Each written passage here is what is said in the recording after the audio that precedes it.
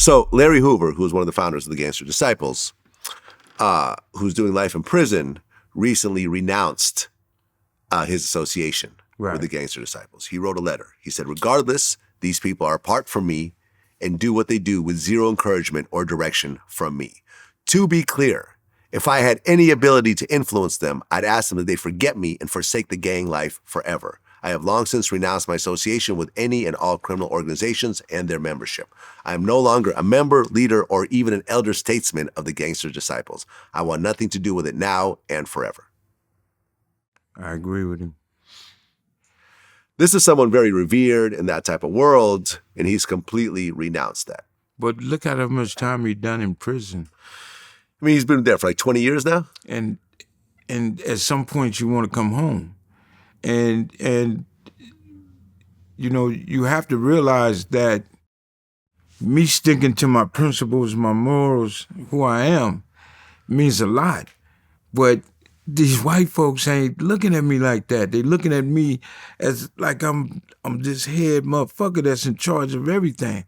And if they're gonna do everything in their power not to let me come home because I influence people, or they think people would do anything that I ask of them or for me. So now he realized he had to change that situation. Well, yeah, I mean, he's in ADX Florence. He's in a serious prison. Right. He is not in a country club. No. ADX is essentially the top of the heap. 23-hour lockdown. A done-data prison. Yeah, it doesn't get any more serious than ADX. Shit. Yeah, so, you know, I'd have been changed. I'd have been, you know, what they say, they broke me. Yeah, and I actually looked it up. He's doing 6 life sentences. What the fuck he do for 6 life sentences, I don't know. But you got to have at least 12 bodies. You're gonna do a life sentence for each case. Well, according to Wikipedia, he was sentenced to 200 years for a 1973 murder and in 1997 after a 17-year investigation, conspiracy, extortion, money laundering, and running a continuing criminal enterprise by leading the gang from state prison. He then received a life sentence, and then that's ridiculous. 6 life sentences. That's ridiculous. With everything put together. But they gave him that to keep him where he's at. But like I said, I don't know him. I heard of him, and you know, to be real, everything that's a threat to our country goes to jail or disappear, especially if it's of my kind, my color. We all know that.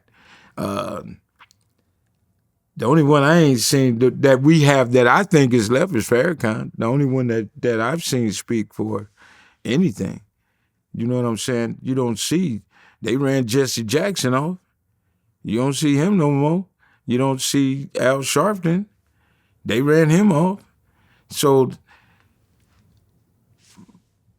I don't know why. I mean, you know, I think he should have did what he did and just come home. Just get out. You do it by any means necessary. If you got to make them think or want them to think that you changed or rehabilitated, fucking do what you got to do. Should nobody be mad at that shit?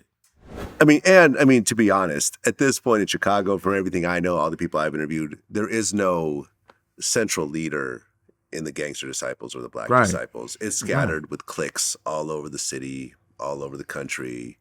There's no one who could come in, you know, like a Larry Hoover or a Jeff Fort, the way they were doing things in the 60s and 70s, and could bring 1,000 people out. That's not even possible anymore. Man. No, there are no people like that. You know, maybe a rapper, but in terms of an actual gang leader, there's just not that thing anymore. The people's mentalities are not even that. To be gone off the set as long as he been gone. You have generations, at least 2 up under him, maybe 3 since he been gone. These kids don't know him. These kids, the youngsters of today, do what the fuck they want to do. Mm-hmm. When and wherever, how they want to. So he don't have no control over that. Go to any hood in L.A. and Compton or wherever else. Them little cats ain't listening to their OGs. They ain't listening to Ceasefire. They doing what they want to do. So everybody know from just that, he don't even play a part in that. So I think people should, let that man alone.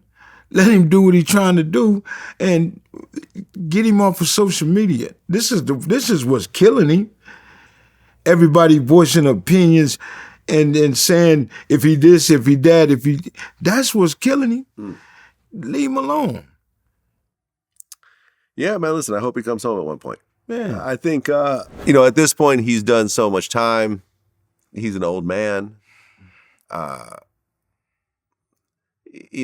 Correct the fucking mistake. Let the man out and let him see his grandkids. Let him be able to hug and touch his family. There you go. He old.